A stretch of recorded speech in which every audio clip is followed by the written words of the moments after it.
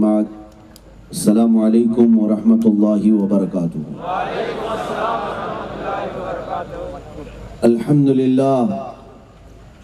अल्हम्दुलिल्लाहिल हन्नानिल mannan अल्लज़ी खलक़ल इंसान व अल्लमहुल बयान वस्सलातु वस्सलामु अला रसूलिही सय्यिदिल इंसी वल जान व अला आलिही व अस्हाबिही ज़विल खैरि वल इहसान अम्मा बअद फ़अऊज़ु बिल्लाहि मिनश शैतानिर रजीम बिस्मिल्लाहिर रहमानिर रहीम क़ुल इन कुन्तुम तुहिब्बूनल्लाह फत्तबिऊनी युहब्बिबकुमुल्लाह सुब्हानल्लाह व यग़फिर लकुम ज़ुनूबकुम वल्लाहु गफ़ूरुर रहीम। सुब्हानल्लाह सदक़ल्लाहु मौलानाल अज़ीम व बल्लगना रसूलुहुन नबियुल अमीनुल मतीनुल मुख्तारुल करीम व नहनु अला ज़ालिका मिनश शाहिदीन वश्शाकिरीन वल्हम्दुलिल्लाहि रब्बिल आलमीन।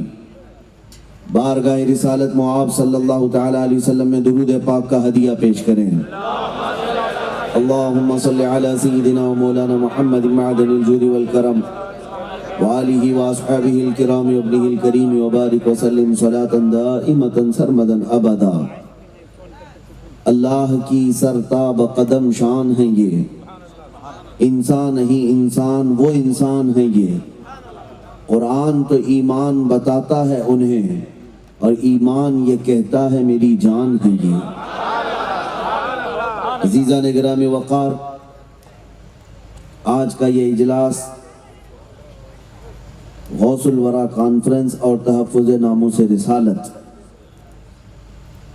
अला साहिबिहा सलातो वस्सलाम के ज़िम्न में मुनाक़िद हुआ है। इससे क़ब्ल भी मुझे आपकी बारगाह में हाजिर होना था, लेकिन कुछ अलालत और दीगर मामलात की बुनियाद पर आपके यहाँ तक खास आ न सका। शायद रब्बे जुल जलाल को ये मंजूर था कि गौसे पाक का कुत्ता गौसे पाक की 11वीं में आपसे मुलाकात करें। अजीज़ान गिरामी, आप तमामी हजरात का ये जोश जज्बा वलवला और इस तरह का ये जम्मे गफ़ीर एक छोटे से गांव में जो सुनने के लिए आया है, ये इस बात की अलामत है कि मुसलमान बेदार हो रहा है। मुसलमान अपने नबी पाक सल्लल्लाहु तआला अलैहि वसल्लम के लिए सिर्फ एहसासात नहीं बल्कि अपनी जान भी हाजिर रखता है। बतला दो गुस्ताख नबी को गैरत सुन्नी जिंदा है। बतला दो गुस्ताख नबी को गैरत सुन्नी जिंदा है। उनके नाम पे मर मिटने का जज्बा कल भी था और आज भी है। लब पर नाते पाक का नगमा कल भी था और आज भी है। मेरे नबी से मेरा रिश्ता कल भी था और आज भी है। अपना सब कुछ गुंबद खजरा कल भी था और आज भी है। अजीज़ान गिरामी, इसी बात पर मैं गुफ्तगू करूंगा। कुरान अजीम भी यही कहता है। ऐ महबूब, आप फरमा दें, अगर तुम अल्लाह से मोहब्बत करना चाहते हो, ये तुम सब के लिए खिताब है, तमाम मोमिनीन के लिए। अल्लाह फरमाता है, अगर तुम अल्लाह से मोहब्बत करना चाहते हो तो ऐ रसूल आप फरमा दें कि मेरे पीछे चलो, रसूल की पैरवी करो, उनकी इताअत और उनकी फरमाबरदारी करो। तो होगा क्या? कुरान कहता है युहब्बिबकुमुल्लाह, अल्लाह खुद तुमसे मोहब्बत करेगा। अगर तुम नबी पाक के नक्शे कदम पर चलते रहे तो अल्लाह खुद तुमसे मोहब्बत करेगा। खुदी को कर बुलंद इतना कि हर तकदीर से पहले खुदा बंदे से खुद पूछे, बता तेरी रजा क्या है। ये मामला कब आता है? जब आप मुस्तफ़ा करीम सल्लल्लाहु अलैहि वसल्लम के बताए हुए रास्ते पर चल पड़ते हैं। और आज इसी बात की ज़रूरत है कि मैं मुस्तफ़ा करीम सल्लल्लाहु अलैहि वसल्लम का वह हसीन चेहरा, वह हसीन रास्ता तुम्हारे सामने रखूं, ताकि उस पर चलते हुए आप फ़ख्र महसूस करें। किसी मुसलमान को आज, किसी भी मोमिन को आज ये शर्मिंदगी का एहसास नहीं होना चाहिए कि दुनिया मुझे क्या कह रही है। दुनिया के लिए आप नहीं जीते, आप अल्लाह उसके रसूल के लिए जीते हैं।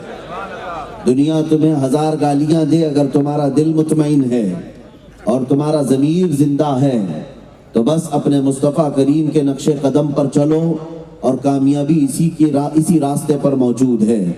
ظاہر سی بات ہے دنیا کپڑے پہننے والے کو بھی تانا دیتی ہے، ننگا رہنے والے کو بھی تانا دیتی ہے، بیٹھے ہوئے آدمی کو بھی کوستی ہے، کھڑے ہوئے آدمی کو بھی کوستی ہے۔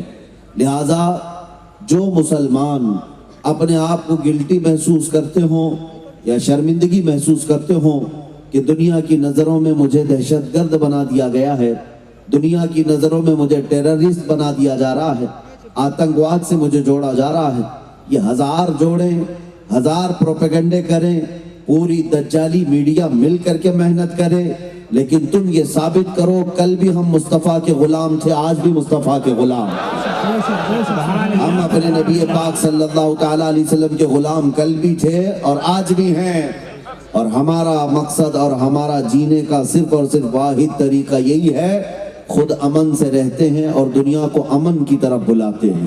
سبحان اللہ سبحان اللہ۔ ہمارا وتیرہ اور ہمارا شیوا کیا ہے؟ ہم امن سے رہتے ہیں اور امن کی دعوت بھی دیتے ہیں۔ ظاہر سی بات ہے جھگڑے اور فسادات، خون خرابے سے صرف ہمارا نقصان نہیں، سب کا نقصان ہے۔ لگے گی آگ تو آئیں گے مکان کئی زد میں، یہاں ہمارا ہی مکان تھوڑی ہے۔ عزیزان گرامی وقار، میں آپ کو ایک بات کی طرف لے چلتا ہوں، آپ فخر سے کہیں میں مسلمان ہوں، ہمیں کوئی شرمندگی نہیں۔ کیوں؟ تمہارا نام مسلمان کس نے رکھا؟ تمہارے باپ نے نہیں۔ قرآن کہتا ہے هو سماکم المسلمین، وہ اللہ ہے جس نے تمہارا نام مسلمان رکھا۔ کسی کو اگر کوئی بڑا عالم نام رکھے تو وہ فخر کرتا ہے، اور جس کو خود خالق کائنات نام رکھے اسے کتنا فخر کرنا چاہیے۔ ہمیں کوئی شرمندگی اور عار نہیں محسوس کرنا ہے۔ آپ بس جس چیز کی ضرورت ہے وہ اعلیٰ اخلاق، اعلیٰ کردار، اور رسول پاک صلی اللہ تعالیٰ علیہ وسلم کی ذات پر آج بے پناہ حملے کیے جا رہے ہیں۔ سب سے پہلے میں حضور پاک صلی اللہ تعالیٰ علیہ وسلم کے وہ عظیم اخلاق تمہارے سامنے رکھوں گا، تاکہ غیر مسلم بھی اگر سنے تو انہیں خبر لگ جائے، انہیں پتہ چلے محمد عربی صلی اللہ علیہ وسلم کی ذات کا نام ہے۔ آپ کو پتہ ہے ان بھوکنے والے درندوں کو کیا خبر کہ میرے نبی کی سیرت کیا ہے؟ حضور پاک کو اگر پڑھا ہوتا تو آنکھیں بھیگ جاتی، رسول پاک کو اگر سنا ہوتا تو دل کے دریچے کھل جاتے۔ آپ کو میں بتاؤں، ایک انگریز جو مسلمان نہیں ہے، اس نے کتاب لکھی اور اس میں میرے آقا صلی اللہ تعالیٰ علیہ وسلم کا ذکر سب سے پہلے درجے پر کیا، اور کہتا ہے دنیا میں سب سے زیادہ اگر میں کسی سے امپریس ہوا ہوں تو وہ محمد رسول اللہ کی ذات ہے۔ اس سے پوچھا گیا کیوں؟ محمد صلی اللہ تعالیٰ علیہ وسلم سے سب سے زیادہ تو امپریس کیوں ہوا؟ کیا وجہ ہے؟ سنو اے مسلمانوں، آپ کو بھی میں بتاؤں۔ اس انگریز نے کہا میں نے بہت سارے لوگوں کی ہسٹری اور تاریخ پڑھی، لیکن محمد صلی اللہ تعالیٰ علیہ وسلم کی تاریخ میں میں نے ایک بات دیکھی، بہت ساری اچھائیاں ہیں لیکن جو دل کو موہ لیتی ہے وہ ایک حکایت، ایک حدیث ہے۔ اس سے پوچھا گیا وہ حدیث کیا ہے، ذرا ہمیں بھی بتاؤ۔ وہ انگریز کہتا ہے محمد صلی اللہ تعالیٰ علیہ وسلم کی عادت تھی وہ مدینے کے چھوٹے بچوں کا بھی ادب کرتے تھے، چھوٹے بچوں کا بھی خیال رکھتے تھے، اور جب بچے کھیلتے تھے تو ان کے ساتھ بیٹھ جایا کرتے، ان کو کھلاتے تھے، انہیں ہنساتے تھے۔ تجارت کے سفر سے جب بھی آتے تو بچوں کے لیے بھی کچھ نہ کچھ لے کر کے آتے تھے۔ ایک مرتبہ کا واقعہ بتاتا ہے، سنو، حدیث پاک میں ہے، وہ انگریز جس نے کتاب لکھی اور کہا مجھے سب سے زیادہ اگر کسی شخصیت سے اثر ہوا ہے تو محمد کی ذات ہے۔ کیوں؟ کہتا ہے محمد صلی اللہ تعالیٰ علیہ وسلم ایک بار بچوں کے ساتھ بیٹھے ہوئے تھے، کئی بچے کھیل رہے تھے، ان بچوں میں سے ایک بچے کا باپ آیا، اپنے گھر سے آیا، اور مجمع میں بچے جب کھیل رہے تھے باپ نے اپنے بیٹے کو پکارا، بیٹا آجا گھر پر تیری ماں بلاتی ہے، بیٹا کہہ کر کے پکارا۔ رسول پاک صلی اللہ تعالیٰ علیہ وسلم کھڑے ہو گئے اور اس آئے ہوئے شخص سے کہا کہ تو یہاں پر بیٹا کہہ کر کے مت پکارنا، بیٹا کہہ کر بچے کو مت پکار، اس کا نام جو ہے وہ لے کر پکار۔ اس نے کہا میرا بیٹا ہے، اگر میں اپنے بیٹے کو بیٹا نہ کہوں تو پھر کس کو بیٹا پکاروں؟ میں اپنے بیٹے کو پکار رہا ہوں۔ سنو اے مسلمانوں، مصطفیٰ کریم محمد رسول اللہ صلی اللہ تعالیٰ علیہ وسلم کا احساس کیا تھا؟ ارشاد فرماتے ہیں سچ ہے یہ تیرا بیٹا ہے، تو بیٹا کہہ کر پکار سکتا ہے، لیکن اپنے گھر میں پکار، یہاں مت پکار، اس لیے کہ ان بچوں میں بہت سارے یتیم بچے بھی کھیل رہے ہیں جن کے باپ نہیں ہیں۔ اگر تو اپنا بیٹا کہہ کر پکارے گا، ان بچوں کو اپنا باپ یاد آ جائے گا، انہیں کون بیٹا کہے گا، انہیں کون بیٹا کہہ کر پکارے گا۔ میرے عزیزو، یہ حدیث پاک کے مفہوم میں آپ کے سامنے رکھ رہا ہوں۔ ایک نان مسلم ہے، اس نے میرے آقا صلی اللہ علیہ وسلم کے ان اخلاق کو دیکھ کر کے کتاب میں سر فہرست لکھا، دنیا کا اگر کامل کوئی انسان ہے تو محمد کی ذات، محمد صلی اللہ تعالیٰ علیہ وسلم کی ذات پاک ہے، جس کو بچوں کی یتیمی کا بھی درد تھا۔ حضور پاک صلی اللہ تعالیٰ علیہ وسلم احساس رکھتے کہ کہیں اس کا دل ملول نہ ہو جائے، اسے ہرٹ نہ ہو، اسے تکلیف نہ ہو۔ آپ کو پتا ہے اس امن عالم کا مسیحا رسول پاک صلی اللہ تعالیٰ علیہ وسلم کو آج کے ظالم کتے بھونکنے لگ گئے، حضور پاک کی ذات کو کیچڑ اچھالتے ہوئے کہنے لگ گئے کہ انہوں نے جنگیں سکھائی ہیں، آتنک سکھایا ہے، دہشت سکھائی ہے، تم نے پڑھا کیا ہے ہمارے نبی پاک کو؟ میں بتاتا ہوں، مدینہ طیبہ میں یہ اس زمانے کا رواج تھا، جب بھی کسی کے پاس ہتھیار ہوتے تو سب سے بڑا ہتھیار تلوار لے کر کے ہر کوئی چلتا تھا۔ آج کے زمانے میں رائفل، بندوقیں وغیرہ آ گئی، اس وقت جو بھی لوگ مال والے ہوتے وہ اپنے ساتھ تلوار لے کر ضرور چلتے، لیکن نبی کونین صلی اللہ تعالیٰ علیہ وسلم کی تعلیمات تو دیکھیں، تلوار کیسے لٹکائی جاتی تھی، تلوار بغل میں، اس کو نیام میں رکھ کر کے، اس کا ایک غلاف ہوتا تھا، اس کو اس طرح سے بغل میں لٹکا کر کے لوگ چلتے تھے جیسے آج بندوق لٹکائی جاتی ہے۔ ایک بار ایک صحابی تلوار لٹکائے ہوئے سامنے سے آ رہے تھے، تلوار کی ڈھال یعنی اس کی مٹھی اوپر کی طرف ہوتی اور اس کی انی، اس کا نوک نیچے کی طرف، سامنے اس طرح چاند کی شکل کیے ہوئے تلوار ہوا کرتی۔ حضور پاک صلی اللہ تعالیٰ علیہ وسلم کے سامنے آ رہے تھے، اللہ کے نبی صلی اللہ تعالیٰ علیہ وسلم کی تعلیمات دیکھیں، آپ نے ان کو روکا اور کہا یہ تلوار اپنے بغل سے نکالو اور اس کو پیچھے کی طرف موڑ لو، یہ جو انی ہے، یہ جو نوک ہے، اس کو پیچھے کی طرف کر لو۔ انہوں نے پوچھا طریقہ تو تلوار ڈالنے کا یہی ہے، لوگ تلوار اسی طرح سے لے کر چلتے ہیں، آپ صلی اللہ تعالیٰ علیہ وسلم کے اس طرح پیچھے کرنے کا حکم جو آیا، میرے آقا اس میں حکمت کیا ہے؟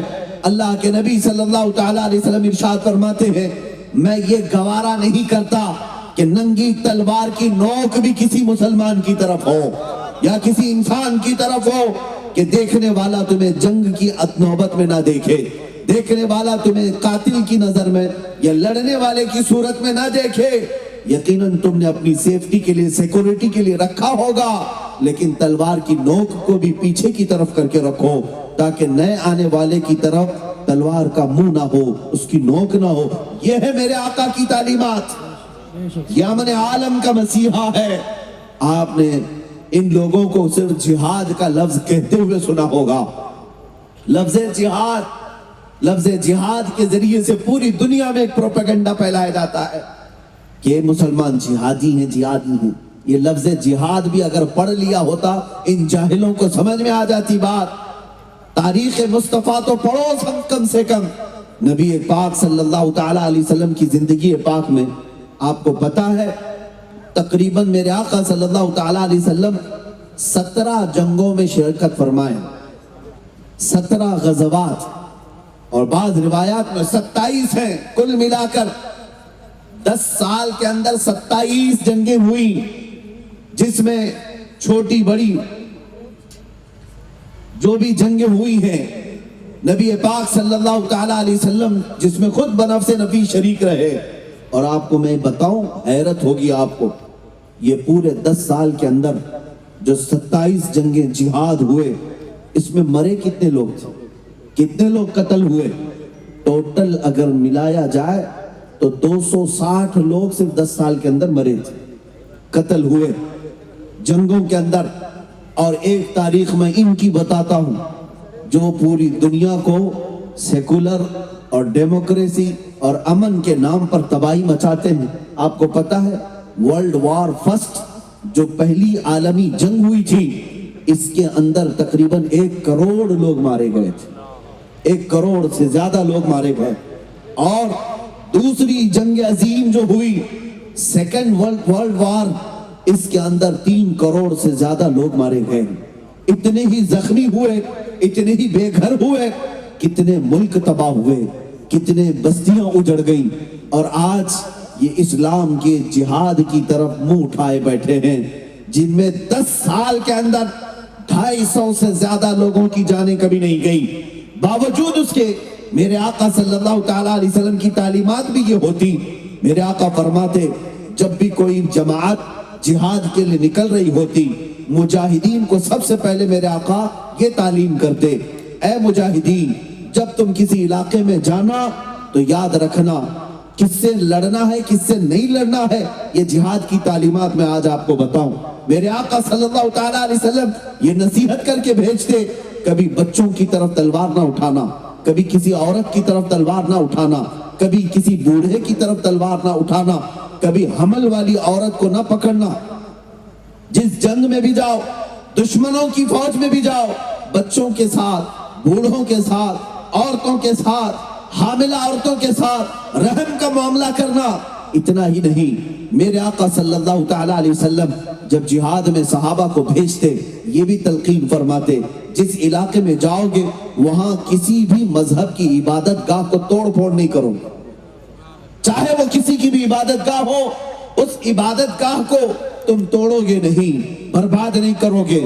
اتنا ہی نہیں، یہ بھی میرے آقا صلی اللہ تعالیٰ علیہ وسلم تعلیم فرماتے، جس علاقے میں تم جاؤ گے اس علاقے کے درخت کے پتوں کو بھی نہیں اکھاڑو گے، وہاں کے درختوں کو نہیں اکھاڑو گے اور پتوں کو نہیں توڑو گے۔ اتنی تعلیمات دینے کے بعد میرے آقا صلی اللہ تعالیٰ علیہ وسلم جہاد کے لیے بھیجتے اور ارشاد فرماتے، جو تمہارے خلاف اٹھائے بس اس کے خلاف تم بھی اٹھاؤ۔ یہ ہے جہاد کا مفہوم، یہ ہے جہاد کا مفہوم۔ میاں اگر کوئی آتنکوادی بم باندھ کر کے کہیں اڑا دیتا ہے تو وہ جہاد نہیں ہے، وہ سوسائیڈ اٹیک ہو سکتا ہے، اسلام سے اس کا کوئی تعلق نہیں ہوتا۔ عزیزان گرامی وقار، نبی پاک صلی اللہ تعالیٰ علیہ وسلم کے امن کی تعلیمات کو میں آج آپ کے سامنے کھل کر کے رکھتا ہوں۔ جس نبی پاک کے اخلاق اتنے اعلیٰ کہ قرآن خود کہے وَإِنَّكَ لَعَلَىٰ خُلُقٍ عَظِيمٍ، اے محبوب آپ کو سب سے اعلیٰ اخلاق پر اللہ نے پیدا کیا ہے۔ تیرے خلق کو رب نے جمیل کیا، تیرے خلق کو حق نے عظیم کہا، کوئی تجھ سے ہوا ہے نہ ہوگا شہا، تیرے خالق حسن و ادا کی قسم۔ حضور پاک صلی اللہ تعالیٰ علیہ وسلم کے اخلاق کیا تھے؟ قرآن حضرت عائشہ سے پوچھا گیا، ماں آپ بتائیں رسول اللہ کے اخلاق کیسے تھے؟ حضرت عائشہ فرماتی کان خلقہ القرآن، ان کے سارے اخلاق اگر جاننا ہے تو قرآن کو دیکھ لو، قرآن ہی ان کے اخلاق تھے۔ میرے آقا صلی اللہ تعالیٰ علیہ وسلم کے اخلاق کریمانہ وہ پورا قرآن عظیم ہے۔ اتنے اعلیٰ اخلاق والے کو آج جن لوگوں نے کیچڑ اچھالا ہے ان کو پھر میں دعوت دیتا ہوں، آؤ دوبارہ اپنی سٹڈی کو عام کرو اور پھر سے مطالعہ کرو۔ یقیناً تمہارے دل کے دریچے اگر بند نہیں ہوئے ہیں تو میرے مصطفیٰ کی محبت ضرور جاگے گی۔ تمہیں پتا ہے تم نے اوروں کے ساتھ ملنے جلنے کا کیا معاملہ کیا ہے یہ مجھے پتا نہیں۔ اچھا آدمی بھی اپنے سٹیٹس کو برقرار رکھتے ہوئے دیکھتا ہے میں کس سے مصافحہ کرتا ہوں، میں کس سے ملتا ہوں، ہوتا ہے کہ نہیں ہوتا؟ جو تھوڑے سے منصب پر جائے وہ لوگوں کو دیکھ دیکھ کر کے ملتا ہے، اس سے ملنا چاہیے کہ نہیں ملنا چاہیے، فلاں سے میرے سٹیٹس کے برابر ہے یا نہیں۔ لیکن آؤ تمہیں بتاؤں، مدینہ طیبہ کے رحمت عالم مصطفیٰ کریم صلی اللہ تعالیٰ علیہ وسلم کا حال پاک تو یہ ہے۔ ایک بار محمد مصطفیٰ صلی اللہ تعالیٰ علیہ وسلم مسجد نبوی شریف کے باہر کھڑے ہیں، صحابہ آپ کے ارد گرد تھے۔ ایک عورت جو مدینے کی پاگل عورت تھی، پاگل جس کا دماغ صحیح نہیں رہتا، دماغی توازن بگڑا ہوا تھا، وہ عورت مدینے میں مشہور تھی۔ جب بولتی تھی تو کنٹینیو بولنے لگ جاتی تھی، اول فول بولتی رہتی، اور کیا بول رہی ہے اسے کچھ پتا نہیں ہوتا، ہر کوئی اس سے راستہ کاٹ لیتا تھا۔ جیسے ایسی کوئی پاگل عورت آئے تو کون کان دھرے گا، کون اس کے سامنے کھڑا ہو کر سنے گا؟ لیکن جب وہ عورت آنے لگی صحابہ حضور کے ساتھ کھڑے تھے، میرے آقا صلی اللہ تعالیٰ علیہ وسلم کے سامنے صحابہ گھیرا بنانے لگ گئے، ارے وہ مدینے کی پاگل عورت آ رہی ہے، آئے گی ادھر ہی آ رہی ہے، کہیں نبی پاک صلی اللہ تعالیٰ علیہ وسلم کے ساتھ اول فول بکنا نہ شروع کر دے۔ باتونی عورت ہے، کینچی کی طرح اس کی زبان چلتی رہتی ہے اور دماغ اس کا صحیح نہیں ہے، بولتی رہ جائے گی، کہیں میرے آقا صلی اللہ تعالیٰ علیہ وسلم کی بے ادبی نہ ہو۔ صحابہ یہ سوچ کر گھیرا بناتے رہے، میرے آقا نے فرمایا چھوڑ دو، ہٹ جاؤ، اسے آنے دو۔ صحابہ نے کہا یا رسول اللہ وہ بد زبان ہے، بولتی ہے تو کنٹینیو بولتی رہتی ہے۔ میرے آقا نے فرمایا صحابہ سے ہٹ جاؤ، اسے آنے دو۔ جب وہ عورت قریب آئی تو جانتے ہیں میرے مصطفیٰ صلی اللہ تعالیٰ علیہ وسلم نے کیا ارشاد فرمایا؟ ارشاد فرماتے ہیں اے میرے صحابہ مجھے بتاؤ کیا یہ وہی عورت نہیں ہے جس سے پورے مدینے والے راستہ کاٹ لیتے ہیں، کوئی اس کی بات نہیں سنتا؟ صحابہ نے کہا ہاں یہی وہ عورت ہے، یہ پاگل ہے، اس کی کوئی بات نہیں سنتا۔ میرے آقا فرماتے ہیں اے میرے صحابہ بتاؤ اگر میں بھی نہ سنوں تو کون اس کی بات سنے گا؟ میں بھی نہ سنوں، کیا میں کائنات کے لیے رحمت بن کر نہیں آیا؟ اللہ اللہ، وہ عورت قریب آئی جو پاگل تھی، ذہنی توازن کھویا ہوا ہے، میرے آقا صلی اللہ علیہ وسلم کے قریب آئی اور بات کرنے لگی، بات کرتی گئی، ایک ہی بات کو بار بار دہراتی رہی، یہاں تک کہ کافی دیر تک وہ بات کرتی رہی اور رحمت عالم صلی اللہ تعالیٰ علیہ وسلم بغور اس کی باتوں کو سنتے رہے اور بلکہ سامنے والے کو احساس تک ہونے نہیں دیا کہ میں تجھے پاگل سمجھتا ہوں، بلکہ میرے مصطفیٰ کی اخلاق تھے، اس انداز سے سن رہے تھے اس کی بات جیسے کسی دانشور کی باتیں سنی جاتی ہیں۔ وہ اللہ کے نبی کے اخلاق ہے، وہ اعلیٰ اخلاق والوں سے بھی ملتے تھے تو انہی اخلاق کے ساتھ، اور ذہنی توازن بگڑے ہوا سے بھی ملتے تھے تو انہی اخلاق کے ساتھ ملتے تھے۔ عزیزان گرامی، تیرے خلق کو رب نے جمیل کیا، تیرے خلق کو حق نے عظیم کہا، کوئی تجھ سا ہوا ہے نہ ہوگا شہا، تیرے خالق حسن و ادا کی قسم۔ میرے عزیزو، رحمت عالم صلی اللہ تعالیٰ علیہ وسلم کی وہ اخلاق کریمانہ جنہوں نے مظلوموں کا انصاف دلایا، اور جانتے ہیں آپ مکہ مکرمہ میں کبھی ظلم ہونے نہیں دیتے۔ آج لوگ ظلم کی داستان چھیڑتے ہیں تو میرے نبی کو بیچ میں لاتے ہیں اور اللہ کے حبیب صلی اللہ تعالیٰ علیہ وسلم کے اخلاق اور کیریکٹر پر انگلیاں اٹھاتے ہیں۔ سنو، مکہ مکرمہ میں ایک باہر سے کوئی سوار آیا اور اس کا کسی سے قرضہ تھا یا کچھ لینا دینا باقی رہ گیا۔ وہ کون تھا؟ ابو جہل تھا۔ ابو جہل سے اس آئے ہوئے شخص کا جو اجنبی مسافر تھا کچھ پیسے کا لین دین باقی تھا، کچھ درہم رہ گئے تھے اور وہ تقاضا کر رہا تھا کہ میرے پیسے، میرے درہم مجھے واپس کر دے، لیکن وہ ٹال مٹول کرتا جا رہا تھا، کبھی ادھر کبھی ادھر، اور وہ سردار قریش ہے، اس سے کون تقاضا کرے؟ پہلوان بھی ہے، گنڈا بھی ہے، اور یہ باہر سے آیا ہوا اجنبی مسافر غریب۔ اب یہ کس سے کہے؟ جن لوگوں کے پاس بھی یہ جاتا اور کہتا کہ میرے کچھ پیسے، میرے کچھ درہم باقی ہیں، عمر ابن ہشام یعنی ابو جہل کے پاس، تو سارے لوگ پلہ جھاڑ لیتے، میاں اس سے کون بات کرے گا، اس سے کون بات کرے گا، ہم بات نہیں کر پائیں گے، تمہارے پیسے تم جانو، تم نے دیا ہے تم وصول کرو۔ ہر کوئی اپنا دامن جھاڑ لیتا۔ وہ بیچارہ جو باہر سے آیا ہوا قرض میں ڈوبا ہوا مکہ مکرمہ کی وادیوں میں بھٹک رہا تھا، ایک شخص سے ملاقات ہوئی، رونے لگا۔ اس شخص نے کہا تیرے کچھ مال باقی رہ گیا ہے ابو جہل سے، تو چاہتا ہے کہ واپس آ جائے، تجھے مال کی واپسی کا یہ تقاضا ہے؟ اس نے کہا ہاں۔ اس نئے شخص نے کہا ایک ہی راستہ ہے، جا محمد صلی اللہ علیہ وسلم کے پاس، ان کے پاس جا اور ان سے کہہ۔ وہ شخص آیا، رسول پاک صلی اللہ تعالیٰ علیہ وسلم کے پاس آ کر رونے لگا، میرے اتنے درہم باقی رہ گئے ابو جہل کے پاس، اور وہ دیتا نہیں، کئی دنوں سے ٹال مٹول کر رہا ہے، کبھی ادھر کبھی ادھر، اور اس کا رعب، اس کا دبدبہ قریش کے سردار ہونے کی وجہ سے اتنا ہے کہ کوئی میری سفارش کے لیے بھی تیار نہیں، کوئی میری حمایت کے لیے بھی تیار نہیں۔ ایسے عالم میں مصطفیٰ کریم صلی اللہ تعالی علیہ وسلم ارشاد فرماتے ہیں میں محمد تیری حمایت کے لیے تیار ہوں، میں محمد۔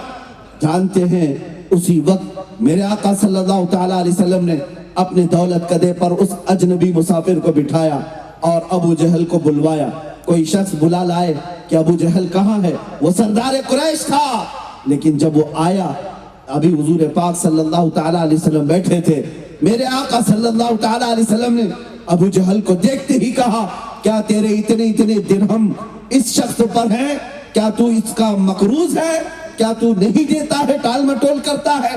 وہ جلال ایسا تھا میرے مصطفیٰ کا، وہ زبان سے نکلے ہوئے کلمات ایسے تھے کہ ابو جہل کی کھکی بن گئی اور فوراً سے پیشتر کہا ہاں میرا باقی ہے، اور ابھی گیا اور ابھی لایا، اور گیا اور جا کر کے اس اجنبی کا جو بقایا تھا وہ سب ادا کر دیا، سب ادا کر دیا۔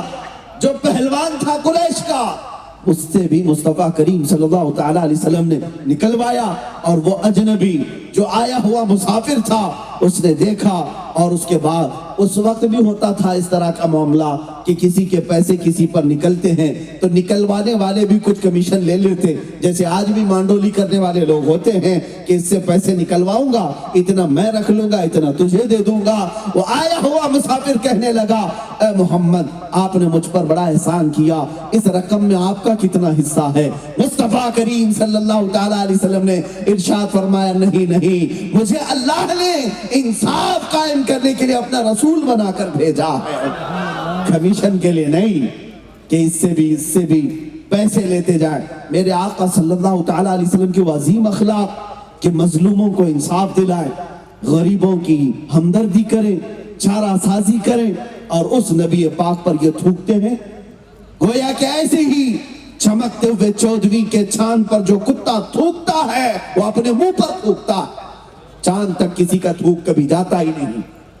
اسی طرح محمد عربی صلی اللہ تعالی علیہ وسلم کے اخلاق کریمانہ پر جن لوگوں نے انگلیاں اٹھائی میں ان سے کہتا ہوں پھر سے پڑھو تاریخ، پھر سے پڑھو تاریخ۔ آپ کو پتا ہے مکہ مکرمہ میں ایک بوڑھی عورت ہے، وہ نقل مکانی کر رہی ہے، یعنی اپنا گھر شفٹ کر کے کہیں جا رہی ہے، اور اپنا گھر کا پورا ساز و سامان نکال کر راستے پر کھڑی ہے، انتظار کر رہی ہے کوئی آئے سامان اٹھائے اور میرے نئے گھر تک پہنچائے۔ صبح سے دوپہر تک کھڑی رہی، کوئی مدد کرنے والا نہیں آیا۔ اچانک میرے آقا صلی اللہ تعالی علیہ وسلم تشریف لائے۔ میرے آقا محمد صلی اللہ تعالی علیہ وسلم کی عادت تھی کوئی بوڑھا دکھے، کوئی کمزور دکھے تو اس کا سامان خود اپنے کندھوں پر اٹھا کر چلتے تھے، اپنے کندھوں پر اٹھا کر چلتے۔ مدد کرنا آپ کا شیوا تھا۔ آپ آئے اس خاتون سے پوچھتے ہیں کسی کا انتظار کر رہے ہو، کہیں جانا ہے تمہیں؟ اس خاتون نے کہا ہاں بیٹا مجھے دوسرے گھر شفٹ ہونا ہے، میں یہ محلہ چھوڑ رہی ہوں، مکہ کی آبادی چھوڑ کر میں دور دراز ایک علاقے میں نئے مکان میں جا رہی ہوں، اور یہ ساز و سامان اٹھانے والا کوئی ہے نہیں، میں انتظار کر رہی ہوں۔ میرے آقا صلی اللہ تعالی علیہ وسلم نے اس خاتون کا ساز و سامان اپنی پشت پر اٹھایا اور کہا میں چلتا ہوں ماں تمہارے ساتھ۔ اس خاتون کے ساتھ چلتے رہے، کافی دور آبادی کے وہ خاتون ایک نئے مکان کی طرف اشارہ کرتی ہے کہ یہ اب میرا مکان ہے۔ وہاں رسول پاک صلی اللہ تعالی علیہ وسلم نے سامان اتارا، اس کے گھر کو صاف کر کے دے دیا۔ اب سنو، حضور پاک صلی اللہ تعالی علیہ وسلم نے اس خاتون سے پوچھا بڑی بھی وہ مکہ کی آبادی بڑی اچھی تھی، وہ محلہ تو گھنا محلہ تھا، اس محلے کو چھوڑ کر غیر آباد علاقے میں تم یہاں کیوں آ گئی اس عمر میں؟ وہ خاتون کہتی بیٹا بڑا اچھا سوال تو نے کیا، سن میں تجھے بھی نصیحت کرتی ہوں، میں نے سنا ہے مکہ میں محمد نام کا ایک جادوگر آیا ہے۔ کیا کیا پروپیگنڈا پھیلایا گیا تھا اس وقت بھی۔ وہ خاتون کہتی ہے مکہ میں محمد نام کا ایک جادوگر آیا ہے، وہ بولتا ہے تو جادو اثر کر جاتا ہے اور لوگ اپنا پرانا دین چھوڑ کر اس کے دین میں داخل ہو رہے ہیں۔ لوگوں نے یہ پھیلا رکھی ہے بات، تو میں ڈر کے مارے اس محلے کو چھوڑ دی کہ کہیں اس کا جادو مجھ پر بھی نہ چل پڑے، اور اس کے آنے سے پہلے ہی میں آبادی سے دور چلی جاؤں، میں دوسرے مکان میں چلی جاؤں۔ جب اس کے الفاظ یہ ہو رہے تھے میرے آقا کی آنکھوں سے آنسو آ گئے کہ ظالموں نے حضور کے لیے کیا کیا پروپیگنڈا پھیلایا تھا۔ آج ہی نہیں اس زمانے میں بھی بدنام کرنے کی کوششیں ہوتی رہی۔ اب حضور پاک کو غمگین دیکھ کر کے اس خاتون نے پوچھا بیٹا تم کیوں غمگین ہو؟ حضور پاک نے فرمایا کہ اے خاتون جس محمد سے ڈر کر تو یہاں آئی وہ محمد میرا ہی نام ہے، وہ محمد میرا ہی نام ہے، میں ہی وہ محمد ہوں جس سے تجھے ڈرایا گیا اور جس کے بارے میں تجھے دھمکایا گیا۔ وہ خاتون اوپر سے نیچے دیکھتی رہی، حیرت کے عالم میں پھٹی نگاہوں سے دیکھتی رہی، تھوڑی دیر کے بعد کہتی ہے کیا تو ہی وہ محمد ہے جس کے بارے میں مکہ میں یہ باتیں گردش کر رہی ہیں؟ اور اس کے بعد جب میرے آقا نے فرمایا ہاں ہاں میں ہی وہ محمد ہوں، تو اب وہ خاتون کہتی ہے اگر تیرا ہی نام وہ محمد ہے تو تو گواہ ہو جا، میں تیرے دین میں آنے کے لیے تیار۔ اس لیے کہ جس کے اخلاق و کردار اتنے اعلیٰ ہیں کہ مکہ میں کوئی میری مدد کو تیار نہیں تھا، ایک تنہا تو تھا کہ میرا بوجھ اٹھا کر کے وہاں سے لے کر یہاں تک لایا، میں تیری کون لگتی ہوں، میرا تیرے سے کیا رشتہ ہے، باوجود اس کے میرا بڑھاپا دیکھ کر تو نے رحم کیا، میری کمزوری دیکھ کر کے تو نے مدد کی اور میرا سامان اپنی پیٹھ پر اٹھا کر لایا، میرے گھر کو سجایا، اور جس کے اخلاق ایسے ہو وہ جھوٹا نہیں ہو سکتا، میں گواہی دیتی ہوں کہ محمد اللہ کے رسول۔ سبحان اللہ، نعرہ تکبیر، نعرہ رسالت، علماء اہل سنت، نعرہ تکبیر۔ میرے عزیزوں، رسول پاک صلی اللہ تعالیٰ علیہ وسلم کے اخلاق کریمانہ اتنے اعلیٰ اتنے بلند کہ دنیا آج اپنے تو اپنے غیر بھی اس کا اعتراف کرتے ہیں، غیر بھی اعتراف کرتے ہیں۔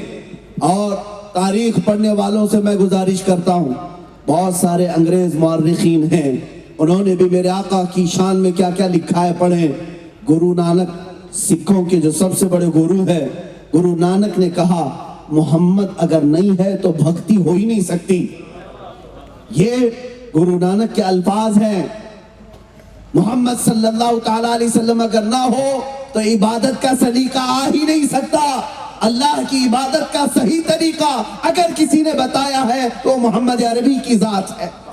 کون کہتا ہے؟ یہ گرو نانک کہتے ہیں۔ اور انگریز مفکرین دانشور یا مورخین جو لکھتے ہیں وہ الگ الگ انداز میں، آپ کو پتا ہوگا جارج برنارڈ شاہ ایک بڑا مورخ انگریزوں کا ناول نگار بھی ہے اور بڑی تاریخ پڑھا ہوا، دنیا کی سیر کیا ہوا، اس نے کہا میں نے زمین کے چپے چپے کو دیکھا، مشرق سے مغرب، شمال سے جنوب، اکثر حصے کو دیکھ لیا، ہر جگہ کی اسٹڈی کی، لیکن میں نے دیکھا کہ دنیا میں بہت ساری شخصیتیں آئی اور ان کا انقلاب، ان کا ریولیشن ان کی زندگی میں چلا، 50 سال چلا، 100 سال چلا، لیکن محمد ایک ایسی ذات ہے جس کا ریولیشن روز بڑھتا جاتا ہے، روز بڑھتا جاتا ہے۔ 1400 سال ہو گئے، ان کا انقلاب نہ کم ہوا تھا نہ گھٹا تھا، بلکہ بڑھتا ہی جا رہا ہے، بڑھتا ہی جا رہا ہے۔ یہ ان کے زندہ انقلاب کی دلیل ہے۔ یہ کون کہتا ہے؟ جارج برنارڈ شاہ۔ وہ کہتا ہے محمد صلی اللہ تعالیٰ علیہ وسلم کا لایا ہوا انقلاب وہ صرف ان کی زندگی تک کے لیے نہیں تھا یا ان کے بعد 100 سال تک کے لیے نہیں تھا، بلکہ وہ کہتا ہے میں تو 1400 سال کے بعد دیکھ رہا ہوں، آج بھی اس انقلاب کی صرف نشانیاں نہیں بلکہ زندگیوں موجود ہیں جو لوگ آج بھی بدل رہے ہیں۔ اور ساتھ میں وہ یہ بھی کہتا ہے جب 1400 سال کے بعد ان کا لایا ہوا انقلاب پوری دنیا میں اس طرح موجود ہے تو آگے کے لیے بھی مجھے یہ امید ہے کہ اس سے بڑا انقلاب آگے کے سالوں میں اسلام کا آئے گا، اس سے بڑا انقلاب آئے گا۔ کیوں؟ رسول پاک صلی اللہ تعالیٰ علیہ وسلم نے امت کو صرف خیالات کی بنیاد پر نہیں رکھا، انسان کی روح کی ترقی کی بنیاد پر رکھا ہے۔ آپ کو پتا ہے پوری دنیا نے ترقی کی ہوگی، ہاں میں مانتا ہوں کہ لوگ چاند میں پہنچنے کے آلے بھی بنا لیے، سورج کی روشنی کو قید کر کے کرنٹ بھی بنا لیا، زمین کے سیال مادے کو نکال کر کے کیمیکل بنا لیا، اور اڑتا ہوا پرندہ جس طرح ہم پہلے دیکھتے آج وہ ہزاروں انسانوں کو اپنے پیٹ میں بھر کر جہاز اڑنے لگ گیا۔ انسانوں نے ہی ترقی کی ہے، انہوں نے ایک جگہ سے دوسری جگہ رابطہ کرنے کے لیے موبائل بنائے، इंटरनेट का इजाद, मोबाइल फोन के बाद कंप्यूटर का इजाद, ये सारी इजादात अपनी जगह पर। दुनिया बहुत तरक्की कर चुकी है, दुनिया बहुत तरक्की कर चुकी है। पहले हम तन्हा बोलते, आज इस माइक के जरिए से लाखों को सुनाया जा सकता है। पहले एक जगह बैठकर आमने सामने देखा जाता, लेकिन आज वेब कॉन्फ्रेंसिंग के जरिए से दुनिया के किसी कोने से कहीं पर भी इंसान देख सकता है। ये तरक्कियां अपनी जगह पर। मैं आपको बताऊं, इंसान तरक्की इतनी कर चुका कि हवाओं में उड़ने लग गया, और जो फासले थे, जो लाखों मील या हजारों मील हुआ करते, इनको घंटों में और मिनटों में अदा किया जाने लगा। हर चीज सहूलत की आ गई। हमारे घरों में हाथों और पैरों से काम करने की बजाय अब मशीनों ने हिस्सा ले लिया है। हर काम मशीन करती है, हर काम मशीनों ने ले लिया। लेकिन एक बात मैं बताऊंगा, ये सारी तरक्कियां आप क्या समझते हैं तुम्हारी तरक्की है, इंसान की तरक्की है? मैं तो नहीं मानता, मैं नहीं मानता। ये इंसान की तरक्की नहीं, ये तो मेटल की तरक्की है, ये मेटल की तरक्की है। इंसान ने लोहे पर काम किया और लोहे को माइक बना दिया। इंसान ने फाइबर पर काम किया, उसे मोबाइल बना दिया। इंसान ने लोखंड पे काम किया, उसे प्लेन बना दिया, लाइट बना दिया। यानी मेटल पर मेहनत किया और उसे क्या से क्या बना दिया। लेकिन इंसान अपने आप को क्या बनाया? बात तो ये आती है, तुमने मेटल को तरक्की दिया है। आसमानों में जो उड़ रहा है हवाई जहाज, ये तो एक मेटल की चीज है, एक मेटल की चीज है। और टेलीफोन जो तुम्हें एक जगह से दूसरी जगह राब्ते कराता है, ये भी एक मेटल की चीज है। अब मैं तुम्हें बताऊं, दुनिया चाहे यूरोप ने तरक्की की हो, अमेरिका ने की हो, या रशिया या चाइना ने की हो, सबों ने तरक्की मेटल पर की है। और मेरे मुस्तफा की जात ने इंसानों को तरक्की दिया है। एक को बैठाया तो सिद्दीक बनाया, दूसरे को अपने दरबार में बुलाया, फारूक बनाया, उस्मान को ज़ुन्नुरैन बनाया, और अली पाक को हैदर कर्रार बनाया। हर सहाबी को आसमान के महो नजूम बनाया। इंसानों को अगर किसी ने तरक्की दी है तो मदीने के ताजदार ने दी। सुभान अल्लाह, माशाअल्लाह, बहुत। आज भी मैं कहता हूं, जो लोग तरक्की की बात करते हैं, मैं तो तरक्की उस वक्त मानूंगा जब लोगों में भूखमरी खत्म हो जाए, सुसाइड करना कम हो जाए, जिहालत खत्म हो जाए, गुनाह कम हो जाए, इंसानों को मारना, मर्डर करना, कत्ल करना ये खत्म हो जाए। मैं समझूंगा कि इंसान बन गया, इंसान बन गया है। लेकिन आज भी इस तरक्की याफ्ता दौर में जहां लाइटिंग की भरमार है, रोशनी की मोहतात है, उसके बावजूद क्या औरतों के रेप नहीं हो रहे? नौजवान बच्चियों के बलात्कार नहीं होते? सब होता है। तो फिर ये कौन सा इंसान है? कहां तरक्की किया? या आज भी वही हैवान है, आज भी वही हैवान है जहां तन्हा किसी औरत को पाए तो उसकी इज्जत पर हमला करे। जानवर जंगल में यही करते हैं। अगर इंसान यही सब चीजें कर रहा है तो मैं कहता हूं इसकी कोई तरक्की नहीं है, कोई तरक्की नहीं और कोई सक्सेस नहीं है। कामयाब और तरक्की वाला इंसान उस वक्त होता जैसे मेरे आका ने मक्का की गलियों में पैदा किया। मक्का के वो बाशिंदे जो शराब में फख्र करते थे, जुए पर अपनी पूरी रातें बिताते थे, औरतों को बाजार में लाकर नीलाम करते, बेटी पैदा हो तो जिंदा दफन करते थे। लेकिन मेरे आका की तालीमात तो देखो, जब वो इन तमाम अखलाक और किरदार वाले लोगों को मेरे आका ने अपनी तालीमात से रोशनास किया, तो मेरे अजीजों वही सहाबा फिर औरतों की इज्जत के मुहाफिज बन गए। बेटियों को पढ़ा करके उन्हें दीन का एक बेहतरीन किला बनाया। और जानते हैं सहाबा को मेरे आका ने क्या बनाया? एक अरब ने आदमी का बोल बाला कर दिया, खाक के जर्रों को हमदोशे सुरैया कर दिया। खुद न थे जो राह पर औरों के हादी बन गए। अरे क्या नजर थी जिसने मुर्दों को मसीहा कर दिया। सुभान अल्लाह, माशाअल्लाह, बहुत खूब। ये है इनकलाब, ये है तरक्की। रसूलुल्लाह सल्लल्लाहु तआला अलैहि वसल्लम ने मेटल की तरक्की नहीं सिखाई, इंसान की तरक्की सिखाई। आज भी अगर अपनी रूह की, अपनी आत्मा, अपनी रूह की तरक्की चाहते हो तो ये तरक्की किसी फैक्ट्री में नहीं मिलती, کسی فیکٹری میں نہیں. فیکٹریاں موبائل بنا سکتی ہیں, گاڑیاں بنا سکتی ہیں, انسان کی روح کی ترقی گنبد خضرا کے چھاؤں میں ہوتی ہے. یہاں آنا پڑے گا تمہیں, اس نبی پاک کے پیچھے چلنا پڑے گا, پھر تمہاری روح اوج پر پہنچے گی, بلندی پر جائے گی. عزیزان گرامی, یہ چند باتیں تھی نبی پاک کے اخلاق و کردار پر. بہت ساری چیزیں ہیں. آپ کو ایک اور بات بتا دوں, جن لوگوں نے میرے آقا کے چہرے پاک کو اس طرح پیش کرنے کی کوشش کی جیسے آج یہ گیدڑ اور پاکھنڈی اپنے گوفے میں بیٹھ کر کوئی کتاب لکھ کر یا 4 لوگ بیٹھ کر ویڈیو بنا کر وائرل کرتے ہو, وہ چاہے وسیم رافضی ہو یا اس کی ناجائز اولاد یا اس کا ناجائز باپ, جو بھی ہو, میرے آقا پر حملہ کرنے کے لیے تم 4 لوگ بیٹھ کر کے ویڈیو وائرل کرتے ہو. دم خم ہے تو آؤ مسلمانوں کے مجمع میں.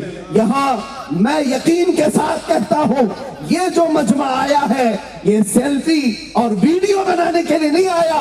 جس کے سینے پر بھی ہاتھ رکھو گے اس کے سینے میں دھڑکن نبی نبی اور مصطفیٰ مصطفیٰ کہے.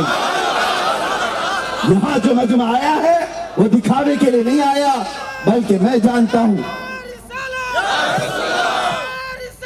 یا رسول اللہ زندہ باد, اللہ اکبر.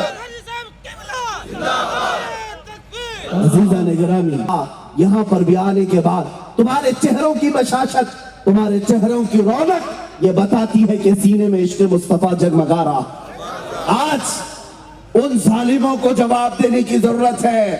تم بھونکتے ہو نبی پاک کی عزت پر, تمہیں ابھی خبر نہیں اس نبی پاک کی عزت تو بہت اعلیٰ, بہت اعلیٰ.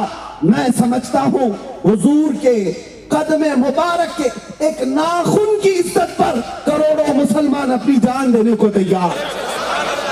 الحمدللہ ہم یہ جذبہ رکھتے ہیں نبی پاک صلی اللہ تعالیٰ علیہ وسلم کے لیے, جو جان مانگو تو جان دے دیں, جو مال مانگو تو مال دے دیں, مگر یہ ہم سے کبھی نہ ہوگا نبی کا جاہو جلال دے دیں. ہم سے یہ بات نہیں ہو سکے گی.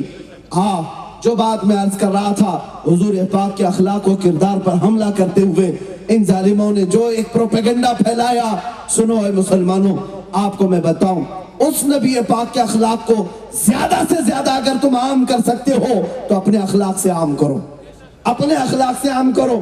دنیا کو بھونکنے دو, کیونکہ ہمارا عقیدہ یہ ہے, رہے گا یوں ہی ان کا چرچا رہے گا, رہے گا یوں ہی ان کا چرچا رہے گا, پڑے خاک ہو جائیں جل جانے والے.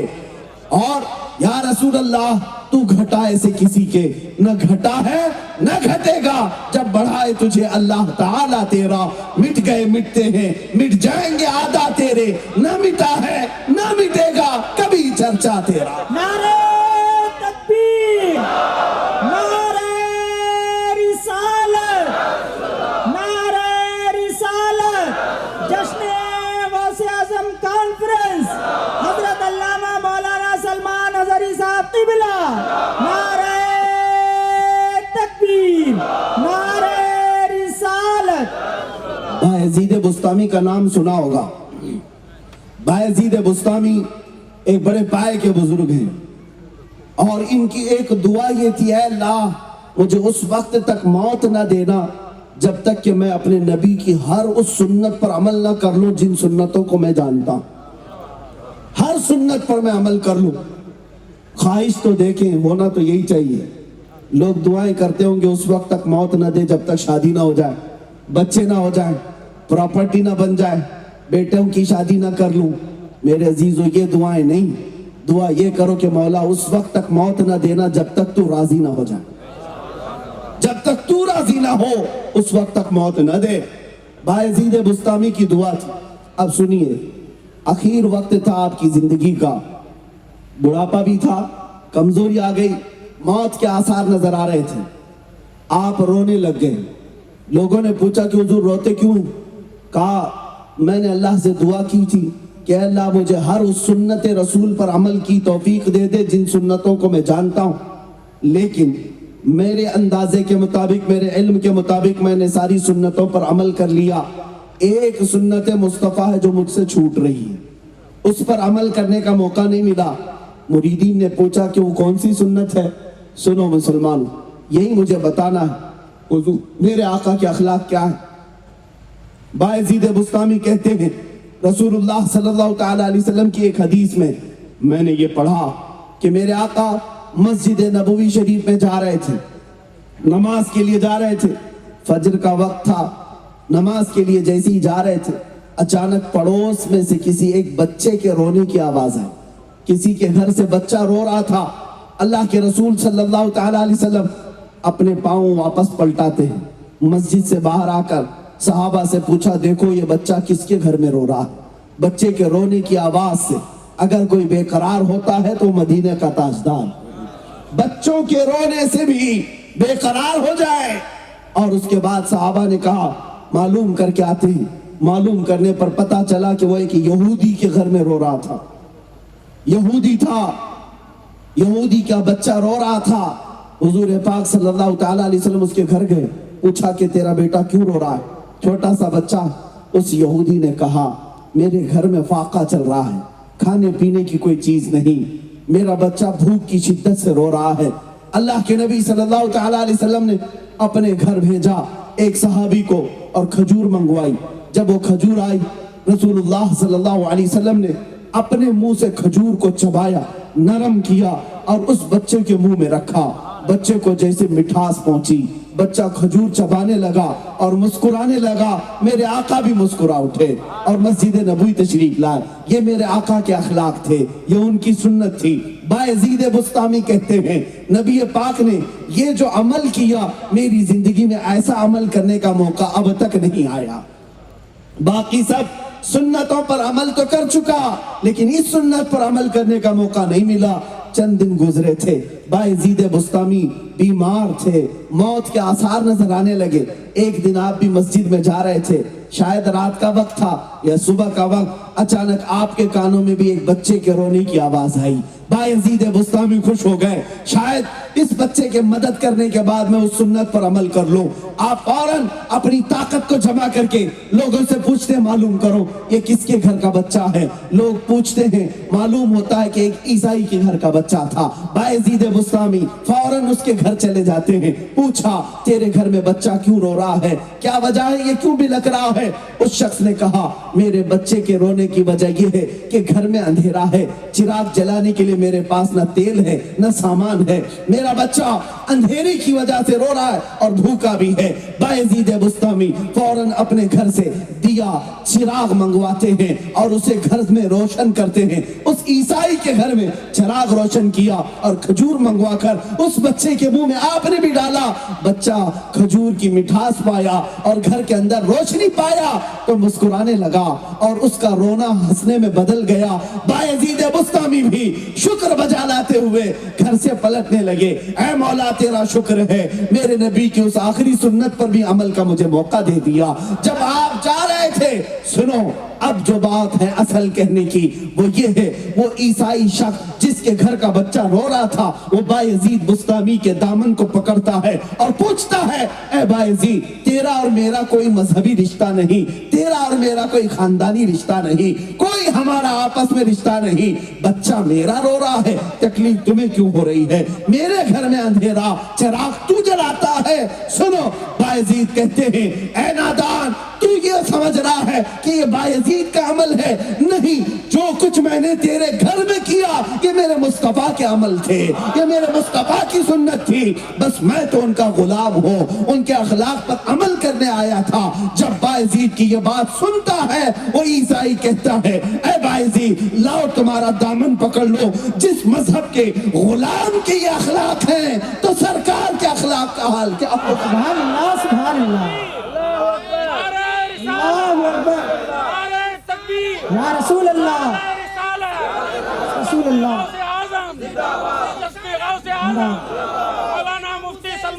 जिंदाबाद, जिंदाबाद,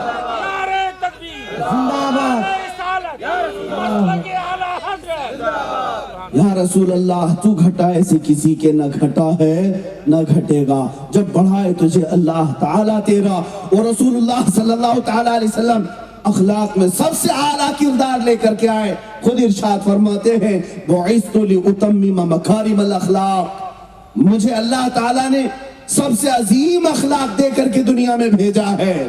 یہ کتے آج ظالم بھونکتے ہیں حضور کی شان میں، اور جانتے ہیں آپ یہ جو ماحول کو گندا کیا جا رہا ہے، یہ جو زہر بھرا جا رہا ہے، یہ در حقیقت صرف اور صرف سیاست کی گرما گرمی ہے، اس کے علاوہ کچھ نہیں۔ ان کو سیاست کی روٹیاں سیکھنی ہے، راجنیتی کرنی ہے۔ میں ان بی جے پی کے دلالوں سے، آر ایس ایس کے ان بھگوا آتنکیوں سے بھی کہوں گا کہ اگر تمہیں کوئی سیاست اور راجنیتی کرنا ہے تو کرو ہماری ذات سے، مصطفیٰ کی ذات کو کیوں آڑ بناتے ہو؟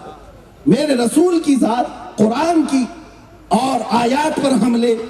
اس لیے میرے عزیزو، ان ظالموں نے دیکھ لیا کہ مسلمان اگر کہیں بے چین ہوتا ہے تو نبی کے نام پر ہوتا، اسی لیے یہ تمہیں بے چین کرنا اور تمہارے دلوں کو جلانے کا کام شروع کر رکھے۔ میں ان سے کہتا ہوں آج بھی دیکھو اسلام کی یہ اخلاق و کردار، آج بھی تم نے ہزاروں گالیاں دے دی، لیکن پلٹ کر کے کسی عالم ربانی نے، کسی عالم دین نے تمہارے کسی خدا کو گالیاں نہیں دی۔ یہی تو اسلام سکھاتا ہے، یہی اسلام سکھاتا ہے۔ ہمارے نبی کے اخلاق و کردار یہی ہیں۔ تم اگر گالیاں دے کر کے اپنا سٹیٹس بتاتے ہو تو ہم جواب میں گالیاں نہیں دیتے، ہم اپنے اخلاق پیش کر کے بتائیں گے۔ اور ظاہر سی بات ہے، جس وقت اس بھگوا آتنکی نے نبی پاک کی عزت پر بھونکا تھا تو آپ میری پوری باتیں سن لیں۔ میں نے ان کے کسی دیوی دیوتا یا ان کی مقدس کتاب کے ساتھ چھیڑ چھاڑ نہیں کیا، اور نہ ہی میں نے چیلنج میں کسی بھگوان یا دیوی دیوتا کو پکارا، بلکہ اسی پاکھنڈی سے کہا اگر تو سچا ہے تو آجا، ہم اور تم دونوں آگ میں جاتے ہیں، اور جو سلامت ہو اس کا دین پہچانا جائے گا۔ میں نے بذات خود اس کی ذات کو چیلنج اسی لیے کیا تھا کہ ہمارا اسلام یہ سکھاتا ہے کہ ہمارا یقین اعلیٰ ہے، ہمارا یقین کامل ہے۔ مجھے میرے دین پر رائی کے دانے کے برابر بھی شک نہیں، میرے مصطفیٰ کے سچے ہونے میں ذرہ برابر بھی شک نہیں۔ اس لیے ایک بار نہیں 100 بار بلاؤ گے میرے نبی کے نام پر، ہر بار یا مصطفیٰ کہتے ہوئے آگ میں کودنے کو تیار۔ نعرہ تکبیر، نعرہ رسالت، نعرہ سکتا، اور جسے یقین ہو اسے خوف نہیں ہو سکتا۔ یہ بات یاد رکھیں، میں نے جو پوری دنیا کو یا جس کو بھی میری یہ بات سنائی دی ہے کہ ہم نے کسی مباہلے کا چیلنج کیا، تو یاد رکھنا مسلمانوں، یہ میرا اپنا ہی حصہ نہیں، بلکہ میرا عقیدہ، میرا وجدان یہ کہتا ہے، جس طرح میں نے اعلان کیا، یہ میں تنہا نہیں بلکہ ہمارے ہر علاقے کا، ہر محلے کا بچہ اتنی ہمت تو اپنے نبی کے نام پر ضرور رکھتا ہے، ضرور رکھتا ہے۔ جب ہم اپنی گردن دینے کی بات کرتے ہیں مصطفیٰ کے نام پر، تو پھر جب کبھی امتحان کا وقت آ جائے تو ہمارے لیے آگ کیا چیز ہے؟ گھبرا گئی ہے گردش دوراں کبھی کبھی، کس کو دیکھ کر؟ دیوان گانے عشق نبی کو دیکھ کر گھبرا گئی ہے گردش دوراں کبھی کبھی۔ تمہیں پتا ہے ہم ان بزرگوں کے، ان اسلاف کے وارث ہیں۔ ہمارے آقا، ہمارے جو صحابہ، اولیاء، تابعین ہیں، وہ عام لوگوں کی طرح نہیں۔ نبی پاک کے نام پر ان کی استقامت، ان کی مضبوطی ایسی تھی، ٹل نہ سکتے تھے، جنگ میں اگر اڑ جاتے تھے پاؤں شیروں کے بھی میدان سے اکھڑ جاتے تھے، تجھ سے سرکش ہوا کوئی تو بگڑ جاتے تھے، ارے تیغ کیا چیز، ہم توپ سے بھی لڑ جاتے تھے۔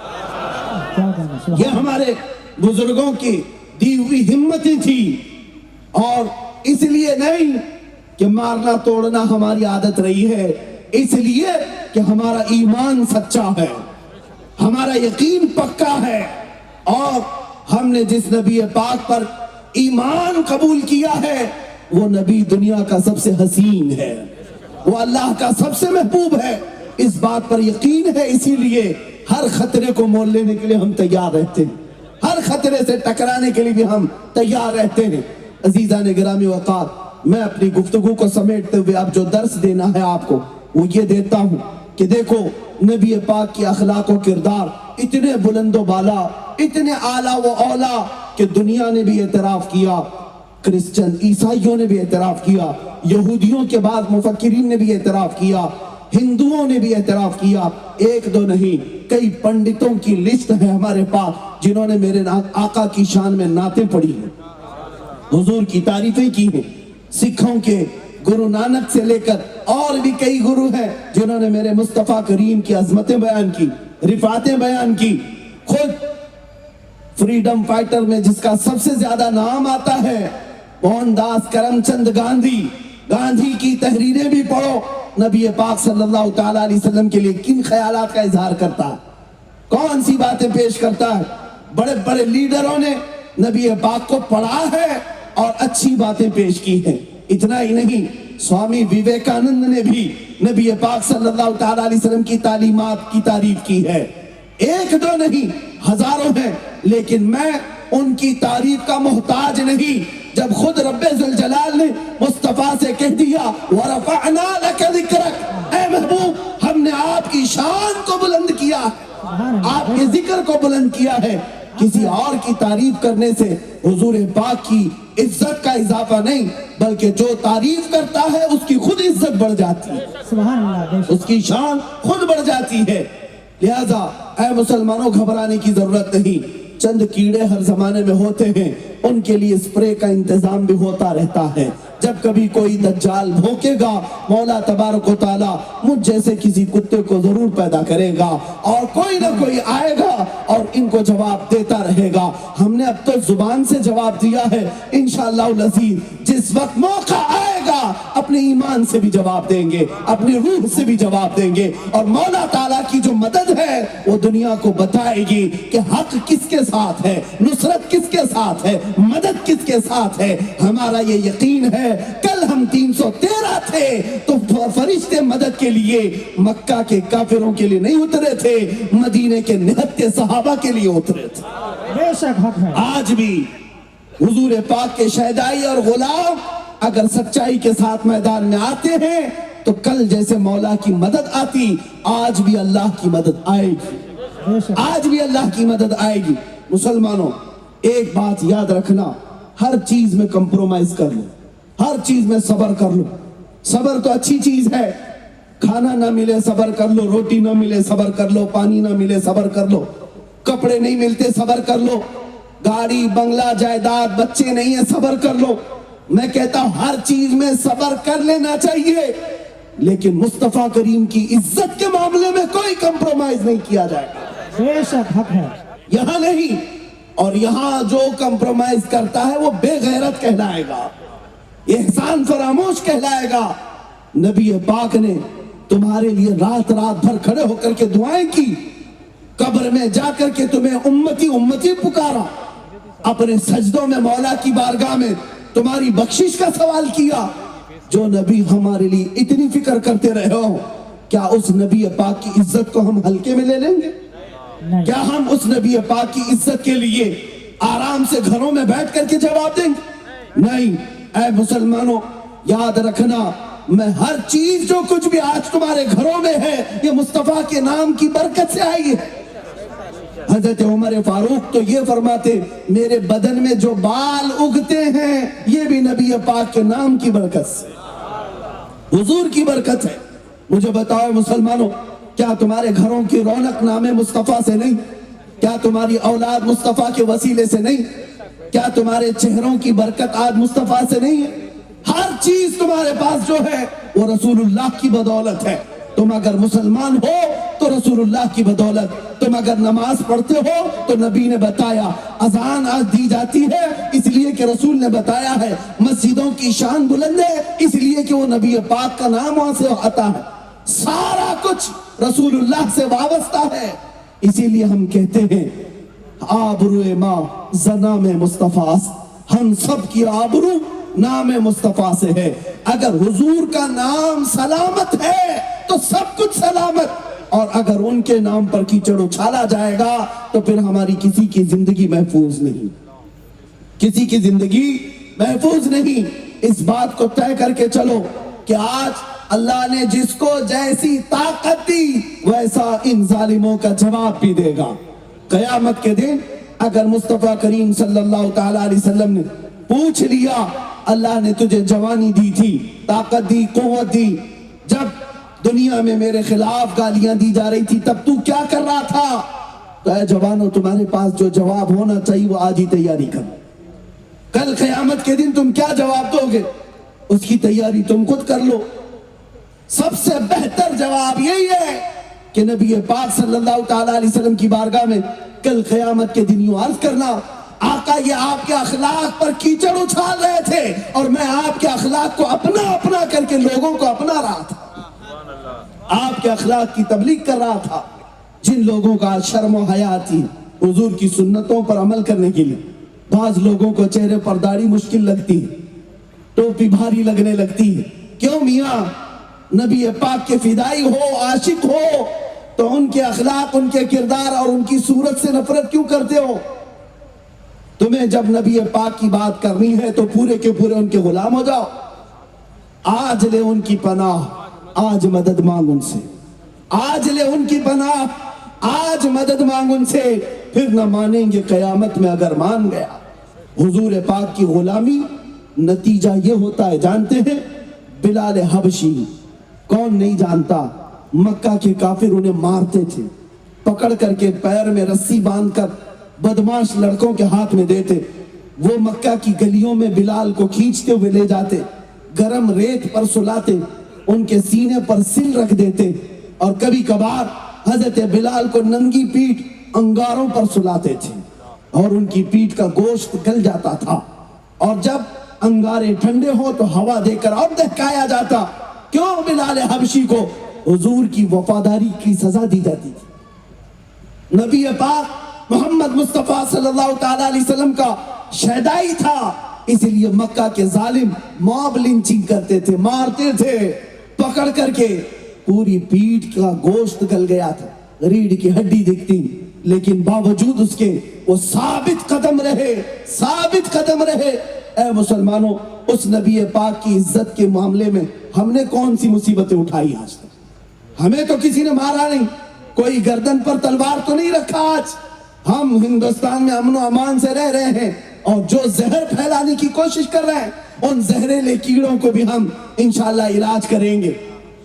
لیکن میں آپ سے کہنا چاہتا ہوں، حضور کی غلامی میں جو ثابت قدم رہا، پیٹھ پوری جل گئی، انگاروں پر سویا، کوڑے کھایا، رسی باندھ کر گلیوں میں گھمایا گیا، لیکن جانتے ہو جب بلال ہجرت کر کے مکہ سے مدینے چلے گئے، 6 سال کے بعد جب رسول اللہ صلی اللہ تعالی علیہ وسلم مدینے سے مکہ آ رہے تھے اور فاتح کی حیثیت سے، مکہ فتح ہو چکا، بغیر جنگ و جدال کے، بغیر قتل و قتال کے، آپ کو پتا ہے 10,000 صحابہ خانہ کعبہ کے پاس حرم کعبہ میں اندر نماز پڑھنے کے لیے آئے، تو اس وقت جو پہلی اذان دی جانی ہے، پہلی اذان حرم مکہ سے دی جانی ہے، کعبے کی چھت پر میرے آقا نے اگر کسی کو چڑھایا تو بلال حبشی کو چڑھایا۔ کس کو چڑھایا؟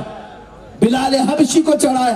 واقعہ آپ کو معلوم ہوگا، حضرت بلال کو کعبے کی چھت پر چڑھا کر اذان دینے کا حکم دیا، آپ نے اذان دی کعبے کی چھت پر۔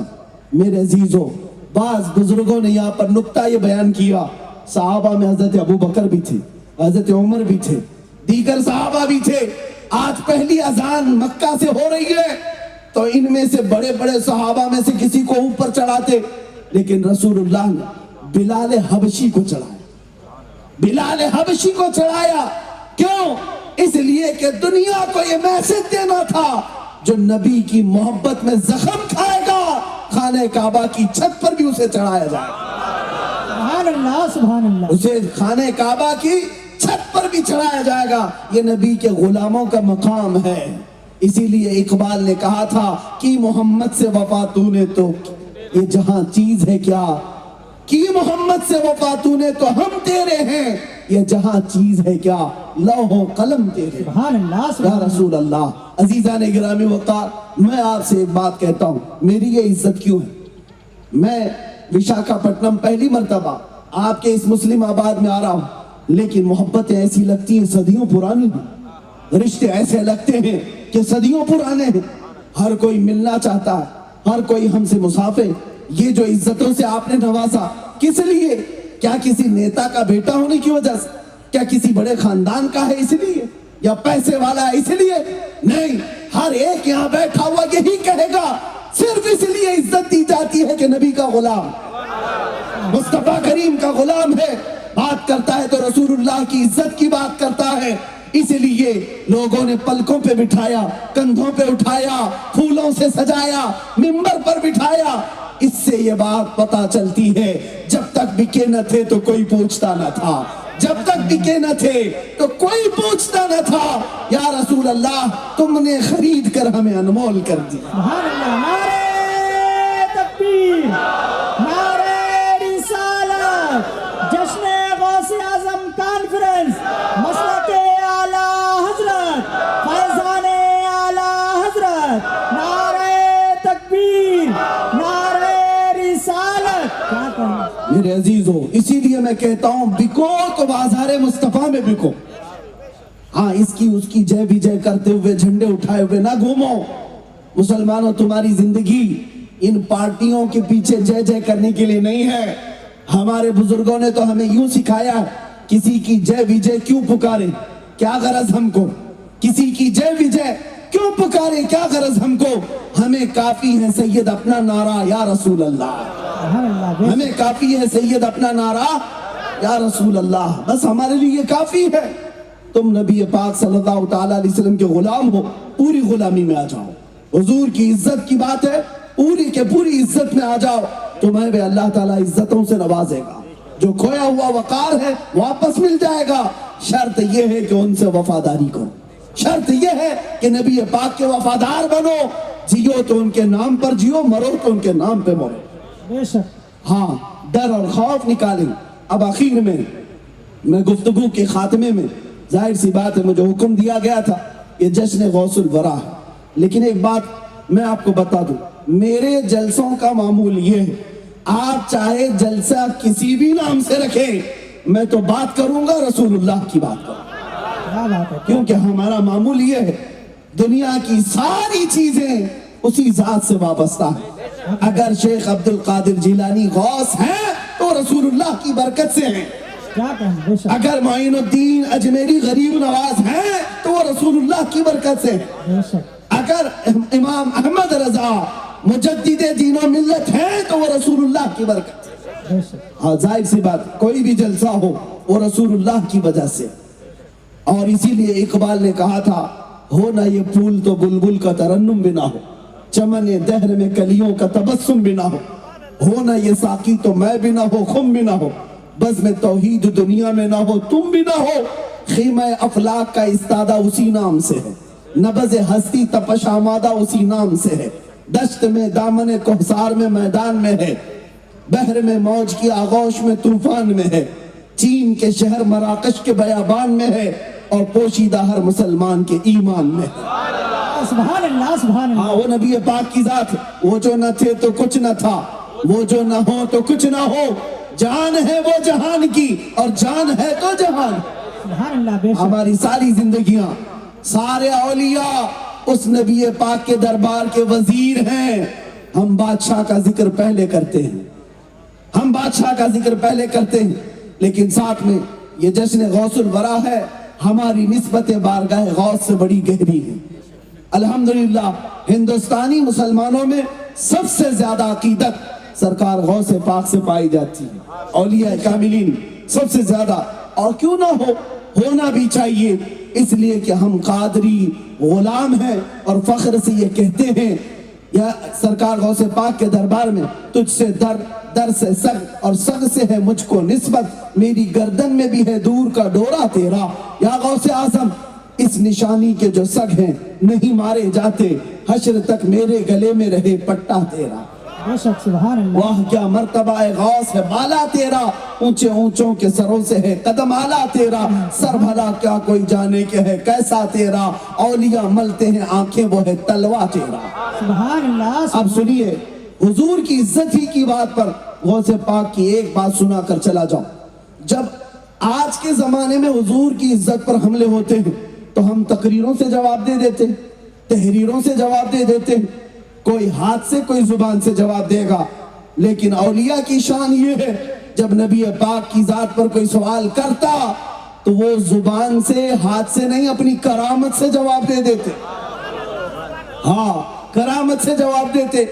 ایک عیسائی مبلغ یہ کہتا ہوا پھر رہا تھا لوگوں میں کہ ہمارے نبی عیسیٰ علیہ السلام افضل ہیں. اس سے لوگوں نے پوچھا کیوں؟ وہ کہتا ہے اس لیے کہ ہمارے نبی عیسیٰ مردوں کو زندہ کرتے تھے اور یہ بات قرآن میں آئی ہے. عیسیٰ علیہ السلام مردوں کو زندہ کرتے تھے لیکن پورے قرآن میں محمد صلی اللہ علیہ وسلم مردوں کو زندہ کرتے تھے ایسی کئی بات نہیں آئی. پورے قرآن میں ایسا لکھا ہوا نہیں ہے. وہ سب کو گمراہ کرتے ہوئے پھر رہا تھا عیسائی. جب حضرت غوث پاک سیدنا شیخ عبد القادر جیلانی رضی اللہ تعالیٰ عنہ تک یہ بات پہنچی. آپ نے اس کو بلوایا, اس عیسائی مبلغ کو, کہا کیا ہے تیرا مدعا؟ اس نے کہا میرے نبی عیسیٰ افضل ہے محمد سے اس لیے کہ میرے نبی عیسیٰ مردوں کو زندہ کرتے تھے. غوث پاک نے کہا اچھا تیرے نبی مردوں کو زندہ کرتے تھے اس لیے افضل ہیں, چل عبد القادر قبرستان میں چلتا ہے, تو جس قبر پر ہاتھ رکھے گا میں زندہ کر کے دکھاؤں گا, سبحان اللہ. کیا میں زندہ کر کے دکھاؤں گا. اور وہ ساتھ میں چلا, قبرستان آئے اور شیخ عبد القادر جیلانی جب کہتے ہیں بتا کسی قبر کو, اس عیسائی مبلغ نے ایک پرانی قبر پر ہاتھ رکھا. آپ نے کہا میں یہ بھی بتا دیتا ہوں یہ قبر 200 سال پرانی ہے اور اس میں جو سویا ہوا ہے وہ گویا تھا, گانا گا کر کے کمائی کرتا تھا, میں اسے زندہ کرتا ہوں. اور ایک ٹھوکر لگائی, قم باذنی, میرے حکم سے اٹھ جا. قبر پھٹ گئی اور مردہ زندہ کھڑا ہو گیا اور لوگوں نے دیکھا. اور اس کے بعد پھر سیدنا غوث پاک نے اسے واپس قبر میں بھیجا. یہ مردوں کو زندہ کرنے والی کرامت اللہ نے شیخ عبد القادر جیلانی کو عطا کی, لیکن یہ صرف لوگوں میں اپنا انفلوئنس بڑھانے کے لیے نہیں, لوگوں میں اپنی طاقت دکھانے کے لیے نہیں, لوگوں میں اپنی برتری بتانے کے لیے نہیں, بلکہ غوث پاک نے اگر یہ کرامت دکھائی تھی تو عظمت رسول بتانے کے لیے عیسائی مبلغ سے کہا تو کہتا ہے عیسیٰ علیہ السلام مردوں کو زندہ کرتے تھے اس لیے وہ افضل ہیں. دیکھ تیرے سامنے شیخ عبد القادر نے خود مردے کو زندہ کر کے دکھایا, تو پہچان لے جب اس امت کے عبد القادر کا یہ حال ہے تو عبد القادر کے آقا کا حال کیا ہوگا. سبحان اللہ. سبحان اللہ. میں میرے نبی کا ادنا غلام ہوں, میں جب زندہ کر کے دکھا سکتا ہوں. میرے مصطفیٰ کو مولا نے کیا کیا کمالات عطا کی. ہاں کرامت بھی دکھائی ہے غوث پاک نے تو وہ رسول کی عظمت بتانے کے لیے, ہاں یہ نہیں کہ لوگوں میں اپنی برتری بتانے کے لیے, لوگوں میں بڑھاوا دکھانے کے لیے. ایک بار آپ اپنی خانقاہ میں بیٹھے ہوئے تھے, ایک صاحب آئے اور کہا کہ حضور میرے گھر کل دوپہر میں دعوت ہے. آپ نے قبول کر لی. پھر تھوڑی دیر کے بعد ایک آیا, اس نے کہا حضور کل دوپہر میں میرے گھر دعوت ہے. آپ نے اس کی بھی قبول کی.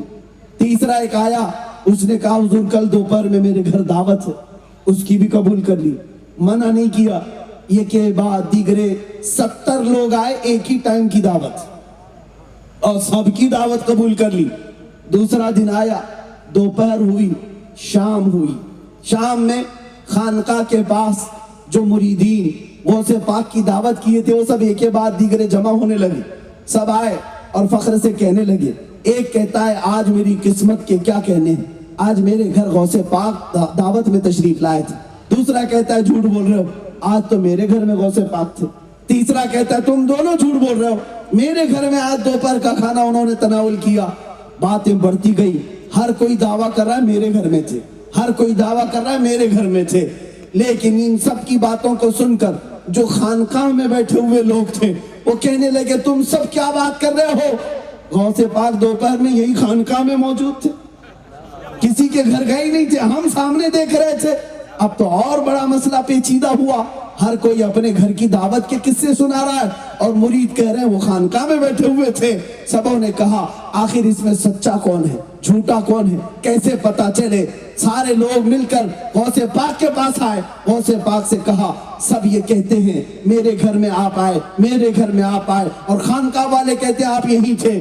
آپ نے آنکھیں بند کی اور اس کے بعد آنکھیں کھولی اور کہا اے لوگوں یہ جو کہہ رہے ہیں سب سچ کہہ رہے ہیں. ہر ایک کے گھر میں گیا اور کھانا بھی کھایا اور خانقاہ کے جو مرید کہہ رہے ہیں وہ بھی سچ کہہ رہے ہیں. یہاں پر بھی میں بیٹھا رہا. لوگوں نے پوچھا ایسا کیسے ہو سکتا ہے, اور गौसे पाक ने फरमाया अल्लाह रब्बुल इज्जत ने अब्दुल कादिर को ये कुदरत अता की है कि वो बैक वक्त 70 नहीं 70,000 घरों में जा सकता है। और फिर बताया जब उम्मत के अब्दुल कादिर की इतनी ताकत है कि एक वक्त में 70 घरों में जा सकता है, उम्मत के आका रसूल कायनात की किस्मत और उनकी ताकत का हाल क्या होगा। ऐ मुसलमानों, फिर यह अकीदा सच्चा है कि रसूल पाक बैक वक्त हर मोमिन के घर भी आते हैं और कब्र में भी आते हैं। सुभान अल्लाह सुभान हाजिर और नाजिर का अकीदा यही से समझ में आया। जो लोग हुजूर के हाजिर और नाजिर होने का इनकार करते थे, गौसे पाक ने अपनी करामत से उन्हें बताया कि देखो तुम अपनी जिंदगी में देख लो, मैं जब 70 घरों में जा सकता हूं तो रसूलुल्लाह अपने हर उम्मती की कब्र में क्यों नहीं जा सकते। बैक वक्त लोगों को आज भी ये दिक्कत होती है। कुछ लोग कहते हैं रसूलुल्लाह कैसे, अरे तुम भी कहते हो यहाँ भी आए, वो भी कहते हैं यहाँ भी आए। मियाँ तुम अपने अकल के घोड़े दौड़ाते हो, तुमने तो नबी को अपने जैसा समझा ना, इसीलिए तो तुम्हें दिक्कत होती है। जरा सूरज को देखो, जब तुलू होता है तो पाकिस्तान वाला भी कहता हमारे यहाँ सूरज है, हिंदुस्तान वाला कहता हमारे यहाँ सूरज है, अरब वाला कहता हमारे यहाँ सूरज है, अफ्रीका वाला कहता हमारे यहाँ सूरज है। मुझे बताओ एक सूरज है, कौन कौन से मुल्क में गया? सारे लोग कहते नहीं, सब सच कह रहे हैं, इसलिए कि एक सूरज निकलता है हर घर में रोशनी देता है। अब सुनो, जब ये सूरज निकल करके पूरी दुनिया में अपनी किरणें बिखेर सकता है तो तुम्हें पता नहीं ये सूरज बनाया कैसे गया है। ये मेरे मुस्तफा के कदमों के नाखूनों की कतरन से सूरज और तारे बनाए गए, चांद और सूरज बनाए गए। और जब मुस्तफा के कदमों की कतरन से सूरज पूरी दुनिया को उजाला कर सकता है तो वो जाते रसूल हर कब्र को कैसे नहीं उजाला कर सकता। सुभान अल्लाह सुभान अल्लाह। हाँ मेरे अजीजों, मुस्तफा करीम के बारे में यह अकीदा रखना, वो हाजिर भी हैं नाजिर भी हैं। हमारा अकीदा है कि नहीं है? रसूलुल्लाह हाजिर भी हैं नाजिर भी हैं। और यही अकीदा लेकर के उठना, या रसूल अल्लाह सुना है आप हर आशिक के घर तशरीफ लाते हैं, या रसूल अल्लाह सुना है आप हर आशिक के घर तशरीफ लाते हैं, मेरे घर में भी हो जाए चरागा या रसूल अल्लाह, मेरे दिल में भी हो जाए चरागा या रसूल अल्लाह। उठो कुव्वत इश्क से हर पस्त को बाला कर दे, दहर में नामे मोहम्मद से उजाला कर दे, कि मोहम्मद से वफा तूने तो हम तेरे हैं, ये जहां चीज है क्या लौहो कलम तेरे हैं। मैं मानता हूँ ऐ अक्ल वालों मेरा मोहम्मद खुदा नहीं है, मैं मानता हूँ ऐ अक्ल वालों मेरा मोहम्मद खुदा नहीं है, मगर दिलों में ये नक्श कर लो कि वो खुदा से जुदा नहीं है। वाखिरु दावाना अनिल हम्दुलिल्लाहि रब्बिल आलमीन। खड़े हो जाएं सलातो सलाम के लिए।